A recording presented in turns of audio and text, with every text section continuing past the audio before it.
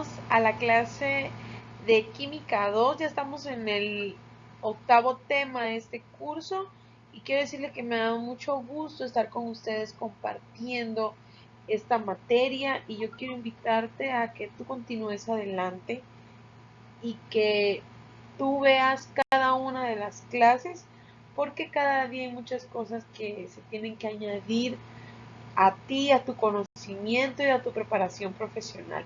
El día de hoy vamos a ver lo que son las macromoléculas. ¿Qué son las macromoléculas o macromoléculas? Pues como dice su palabra, macro, o sea, grande. Son moléculas cuya masa molecular es mayor a 10.000 UMA, que es unidad de masa atómica, y generalmente se pueden describir como la repetición de una o pocas unidades simples, ¿ok?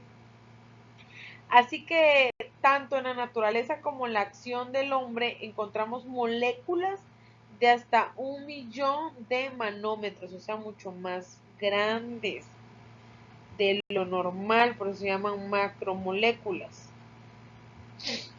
¿ok? Entonces, una macromolécula, aquí tiene el concepto, es la unión de una repetición de moléculas biológicas más simples que alcanzan pesos moleculares altos. Las cuatro macromoléculas biológicas más importantes que vimos y hemos estado viendo en clases anteriores y vimos por qué son importantes de las células animales y también de los seres humanos son los carbohidratos, los lípidos, las proteínas y los ácidos nucleicos. Aquí te puso un ejemplo de macromolécula, pero cada una de estas macromoléculas constituyen una parte muy importante en la nutrición de los seres vivos y también, o sea, nos incluye a nosotros los seres humanos. En química denominamos molécula, te recuerdo, a dos o más átomos que se mantienen unidos en un sistema estable, eléctricamente neutro.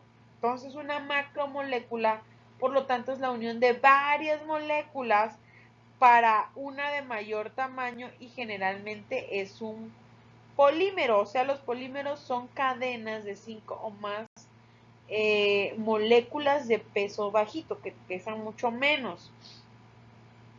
Entonces, en este sentido, las macromoléculas son usadas como sinónimo de polímeros, al ser la base de varias de ellas, como por ejemplo los polímeros de nucleótidos que forman base para los ácidos nucleicos. Bueno, las macromoléculas se forman generalmente por síntesis de deshidratación. ¿Qué es eso? Significa que la formación de un enlace covalente para unir dos manómeros libera una molécula de agua, o sea, por eso se llama deshidratación. Y comenzando con las macromoléculas naturales más importantes, que son los carbohidratos, lípidos, proteínas y ácidos nucleicos, ¿verdad? Aquí te pongo cuáles son.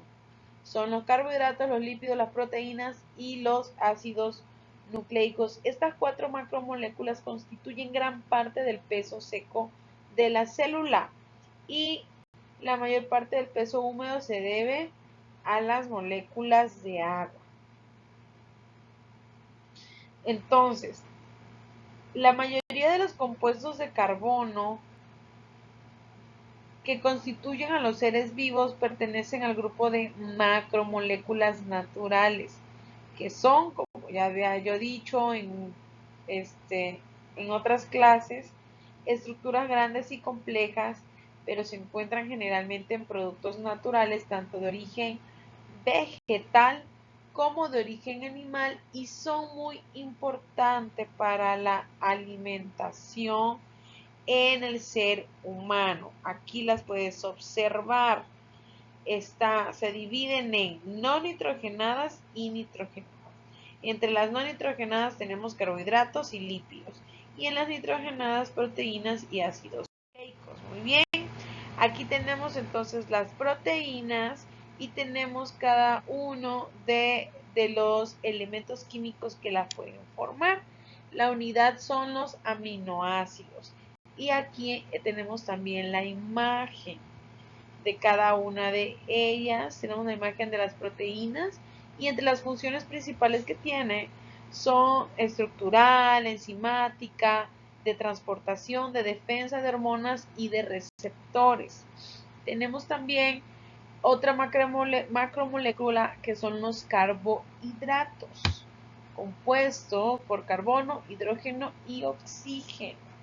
Principalmente estos son los elementos que constituyen las macromoléculas de los carbohidratos, como los monosacáridos, que ejemplos son la glucosa, la fructosa y la galactosa. En otras palabras, los azúcares, ¿verdad?